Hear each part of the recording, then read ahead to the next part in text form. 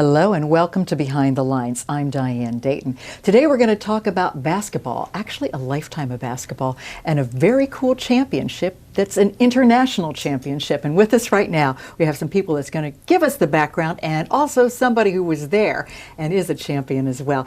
First of all, we have Jack Stoner. And Jack, you are the owner of Action Jackson Sports Tours. Thanks for being with us. Thank you. Thanks for inviting us. Yes. And Warren Goodling, no stranger to our station. You're a teacher, a basketball coach, and you were the starting point guard for the World Championship team just recently, right? How about that? Yeah. I mean, very fortunate. Seriously, this is so exciting. Now, the two of you go way back as far as knowing each other and playing basketball together too, right? Right. Yeah. Well, I first met Jack when he was on the opposite team on the Sunday Night League, Inter-County League at the Jewish Community Center. And I played for the Maple Donuts, and he played for Brubaker Lumber. So we always talk about that. Yeah. And you both have stories being young children playing basketball, right? Plenty of them, yeah. Plenty of them, too. And I think, Jack, you were just even talking earlier about it being attached to a tree. Is that right? Yeah, when we were in 5th and 6th grade, our elementary school was up on top of the hill, which the building is tore down now in Landisville. Mm-hmm. And our basket was attached to a tree. Yeah. So however you can do it, just do it. Just play, right? Exactly. And I know, Warren, you have quite a history, too. At Hempfield, it's what, 452 wins? All because of the players. Well, and it's all the players and the coaching and the teams that you've had. And as a head coach, what was it, 485? I believe so, yes. Okay. And I think, what is that in the county, Jack? I think that for Warren, Lancaster-Lebanon League, the second top wins in the Lancaster-Lebanon League history. Right under Steve Powell, right? That is correct. That's right, yeah. So there's something going on that maybe our viewers don't know, that we want them to know, that, boy, you don't just have to play basketball in high school, college, and maybe just some recreation leagues, which you have. But there is a great organization that you know about, Jack, that you also got Warren and this area involved in as we age and as seniors and also as masters. Tell us a little bit about this history. Well, there's the National Senior Games, which that's an organization that has all kinds of games, not just basketball. And that's in basketball, that's 3-on-3. And my first 3-on-3 National Senior Games was 2005 in Pittsburgh. And being 5'9" and 3-on-3, my first experience was we played a team from Ohio, and they came out. I came out. I was starting, and they came out like 6'6", 6'5", 6'6", and so 3-on-3, wasn't really my game. So I was kind of looking for. I liked 5-on-5 better, and I heard about some tournament. I heard about a tournament in Buffalo, and so we kind of pursued that, and that's the Masters organization, which Warren was just part of. That they won the World Championship, and the Masters is regular basketball, 5-on-5. It's a college game, 20-minute stop clock halves, 3-point shot clock, and it's a regular college game. So it's really pretty neat. Okay. So what did you think when all of this started, Warren? I mean, this was a great opportunity, well, right? Jack walked in the gym at Hempfield one day, and I was playing one-on-one with Mark Ashley. We played a lot of that. And he asked me if I was available to play on a Thursday night league. And it just so happened that our practice schedule was on Thursdays was 3 to 5. So my Thursday nights were good, so I could play. It was the first I played in the rec league since I was 32 years old. But I played with the Lancaster Warriors, and then we had Bobby Young was on our team, and Dick Nufford and Tim Whistler. We had a really fun team to play with. So once I started playing with those guys, I kept wanting to go back because we played the right way. And you've played over the years on a lot of teams with a lot of younger players where you were one of the older ones too, right? I still play Thursday night on the Lancaster Warriors. I played last year Thursday night in the Hempfield Rec League, and I was probably the oldest guy in the league. But it was the group of guys I play with, some former ex-players, like Jordan Stewart and Brian Gleason and Jason Sarball, Bobby Young. They make it fun. So they keep calling me up and say, come on back and play. So that's why I still do. Yeah. And it's wonderful to have this opportunity, isn't it, Jack?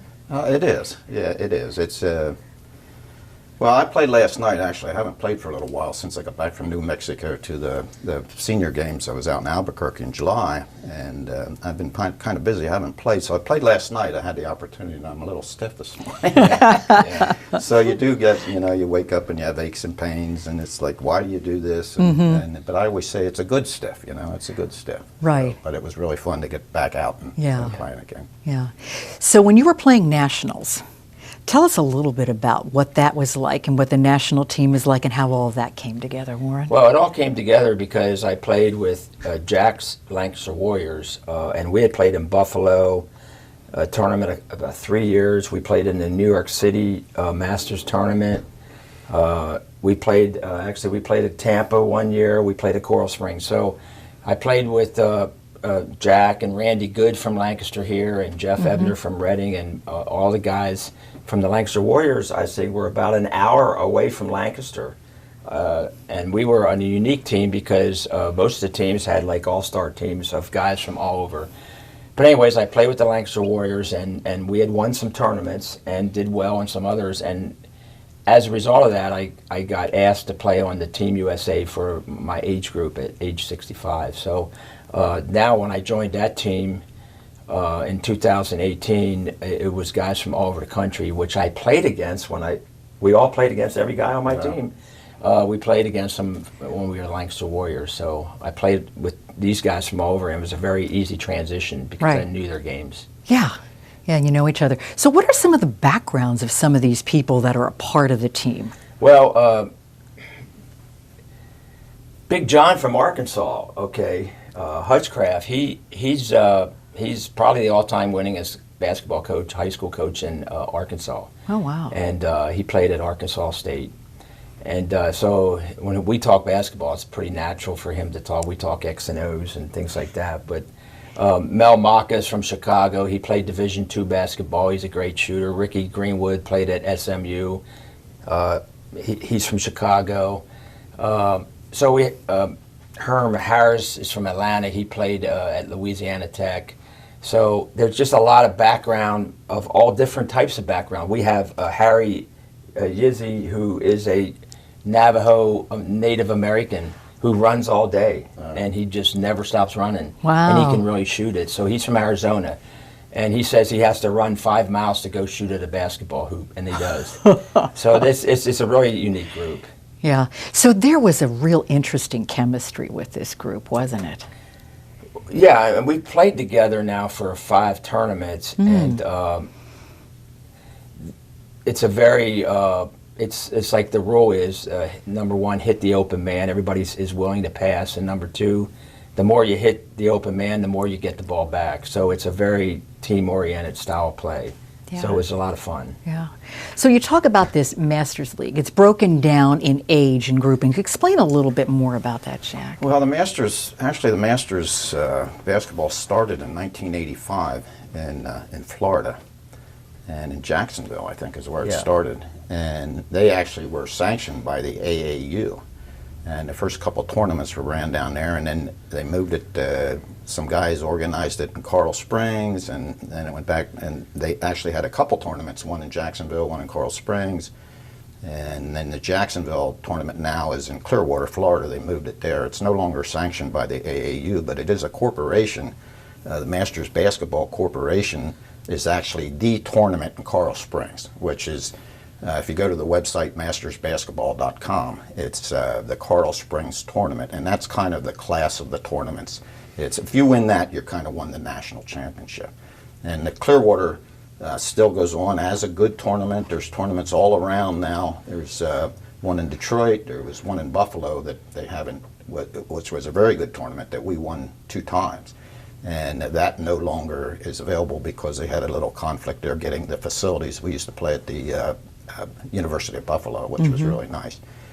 And so there's others around, but the main one is Coral Springs. And then to go to what Warren played in was in the FIBA World Games. And the USA, would they take 4 teams over this year or something like that from different age groups? Yeah. And Warren was in the 65, and of course they won it all. Your team didn't lose a game yet, since you. No. Say that again. I think that's extremely cool. Well, you've played together in Clearwater, Coral Springs in 2018, and Clearwater, we actually played 4 tournaments together. So 4 tournaments together. They haven't lost a game. Haven't lost a game. I mean, it's Wow. but they have a good group, good chemistry, and they have good guards, good big guys. They got everything. And Right. it's really what's kind of neat about it too is it's a mixture of culture with the guys. You have big, you have the big city guys that grew up in the city. You have, like Warren said, Harry, he lives on a reservation in Arizona, and then you have rural guys. We call us rural guys, and it's really pretty neat, to get the different cultures together, and with all the common thread is basketball. Right. And you have all of those backgrounds, and you bring that and you blend that together, and that actually can elevate it to another level too. Yeah, I believe so, yes. Yeah, and it was elevated. We're going to take a brief pause. When we come back, we're going to find out more what happened in Finland at the International Games. Stay with us. Catch local sports every night at 8:30 on LCTV 66, your local connection.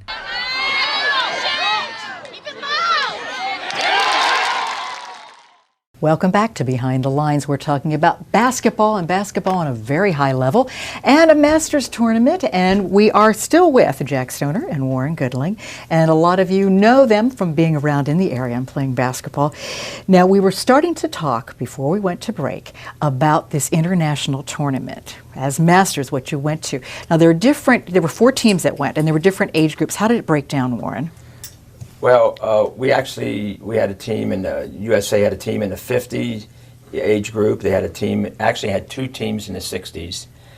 We were in the 65s, and we had a team in the 70s, 75, and 80. So we actually had 8 teams overall represented in the United States in different age groups. Wow. This was great. And I know for you, this was the first time to Europe, right? Were there others too, I guess? Was it first time for some of the other team members? For some other team members, but there were some number of my team members had played in Italy 2 years ago in the World Championships. So they were back to defend their crown. Okay, well, this is great. And in case you didn't hear it in the earlier segment, this team went undefeated and is still undefeated. So when you got there, how many total teams were there? Well, in the tournament itself, there were 246 total teams there, but not in our age bracket, but total tournament teams represented 44 countries. Okay. And the opening night, we had a big ceremony in the big arena where every country marched in with the flag, and they had music going on. They had speakers. It was like a really nice ceremony. Oh, that's wonderful. Was this Helsinki?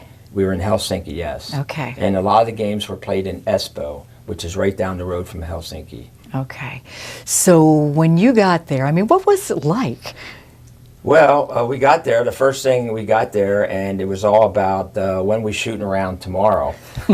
So we have no idea where we're at. Right. And one of the guys on our team organized our transportation to go to a local gym that was really a very cool gym. The floor was great and had a nice arena atmosphere to it, and we went up there and we shot around for a good hour. And then the following day we had practice at the facility that we played our first game in on Saturday. So basically we were following the schedule of, this is when we play. Everything worked around when we played and when we practiced. Okay. So when you were there, who all did you play? What were the teams that you did play? Well, the first game we played Chile, and then after we played Chile, we played a really tall Italy team that had a pretty good reputation going into the game, and then we played. After we won those 2 games, we played Uruguay, which was the quarterfinals, and then we played an undefeated Brazil team in the semifinals, and then we sort of all knew going in that we would see Russia in the finals, and we played an undefeated Russia team in the finals. Wow. Yeah. Wow. Isn't that just an amazing run? Yeah, I was following him. He was texting me and letting me know what was going on. And Yeah, you wanted to be there, right? Yeah. I wanted to be there too. Yeah, the interesting thing is, we played a 24-second shot clock. Okay. Where here it was 24? It was 24, but they didn't start the shot clock until you got the ball up half court. But our team, we pushed the ball up the whole time, so it was, we got the ball up fast all the time. Some teams tried to walk it up, and that's why we sort of full court pressed a lot. Did you play with the Fimba balls? No, we played with the the Wilson solution, not the evolution, but the solution. Oh, so you didn't use a small ball? No, we didn't. We used the Wilson solution. So I actually went out and bought a solution ball about a month before the tournament so I could start practicing with that ball. And it's a little different than the evolution. So that we knew ahead of time that's what the ball we were going to use. Well, that makes sense, and to be Yeah. able to do that too. Yeah. What was it like playing against teams that you don't speak the same language? Well, you could tell when they, I could always tell when they got mad. I couldn't really tell what they were saying, but Right. it was very interesting. Okay, and a lot of the officials didn't talk English either, but there was always somebody there that did. But so my whole thing was after the game you shook their hands and you talked a little bit, but you couldn't really connect too much because of the language barrier. Yeah. What do you think gave you an advantage? Because you went through, you're undefeated, and you beat every team. What was it about this team? I think our team was faster than the other teams. Now we're talking guys that are 65 years old, so our whole we picked up full court, man to man, and we got the ball and they threw it to me at the point guard, and we ran the lanes, and I got the ball to half court, and there was always somebody running. I could throw it ahead to them. We're dumping inside to the big guy trailing. So I think it was the speed of our team and the overall fitness of our players. Yeah. That would make absolute sense. Does that make sense to you, Jack? Don't let him tell you that. They had better players. We had good players, believe me. We had really good players. Our big guys were really good inside. Our shooters are very good shooters. But the Russians had good players too. The Russians were very good. They had big players. What was it like playing against Russia? Oh, they wanted to beat us, Uh-huh. and they weren't very nice during the game, and or even after the game. But they were very competitive. They had a couple guys that played on their national team back in the '70s. They had a 6'6" wing guard that had 25. He was really good. He made like 4 threes against us, and they had a 6'9" guy inside and a 6'8" guy inside. So when you ran into those guys, you knew it. But they did a fabulous job of slowing us down. They had a plan to slow us down. They didn't take the first quick shot that they had. They worked the ball around, and they always had a guy back on defense. But we ended up winning the game 70-66. So, but it was a back and forth game. I mean, it was a very good game. Well, I want you to tell us what happened toward the end of the game. Well, the big play in the end of the game was Agar Morris. We were up 1, and we had a play for get the ball inside to Agar, and the ball got deflected, and the other guy for Russia intercepted the ball. But then Agar took 2 steps and stole it right back. Just picked his pocket right back, and then just took 1 power dribble up and made a layup and got fouled. Now Agar, he's a handful. He's about 6'7", and he's strong inside. And he made the shot, he made the foul shot, put us up 4 with about 20 seconds to go. So then Russia came down and scored a basket with 6 seconds to go. Well, they scored a basket probably with about 8 seconds to go. And then I got the ball, they threw the ball into me, and I got fouled with 6 seconds to go. We're up 2, so I know I have to make these 2 foul shots. So I went to the line and made them both, and we were up 4, and sigh of relief, because I think we can win 6 seconds to go up 4, and that was the final score. Right. How did you feel when you got on the line to make those foul shots? I mean, I know you've been in that situation many times, Well, and it's you've been a coached while, that. yeah. But You coached that seriously, for many yeah. years. You always tell your players when you're coaching them that every one of you will be at the line late in the game when you need to make foul shots to clinch the win or take the lead. So I knew that all summer that it might be that case. So I practiced a lot of foul shots, and so I wanted to make sure I went to the line with good feelings. So I figure if you practice and get prepared, then you just go do what you have to do. It's almost like that automatic because I try not you're used to doing To it. be honest, I try not to think about it. Don't get into your Just head went too to much. The line and Yeah. talk to my teammates about where they should be defensively, and then stepped to the line and made the first shot. Yeah. And then once I made the first shot, I felt good about the second one. Yeah. Yeah. So Well, on our team, whenever there was a technical or anything, it was always Warren. You shoot the free throw. So Warren's a pretty good free throw Yeah. shooter. There's a coolness about Warren. I mean, I've known him for a long time too, even when back in high school days, and how he approaches some things too with coaching and with his team. And I think the future with this is going to be interesting too, right? Yeah, I mean, I hope to continue playing. Actually, some of the guys I play with are going to play in tournaments this fall. I'm going to wait till January to go back to Tampa and play in the Clearwater tournament is when I'll play next, probably with that group. Right, right.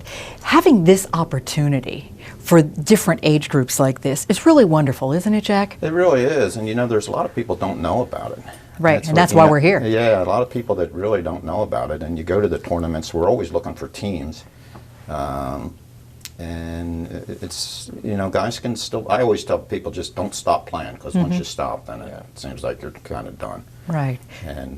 But it's a great opportunity. It's fun. The camaraderie and the fellowship with the guys is just as much part of course, playing ball is what you're really there for, but you really like the fellowship with everybody. Yeah, absolutely. You meet so many people. I mean, it's amazing, because when I played in some local 50 and older leagues here in Lancaster, I played against Randy Good.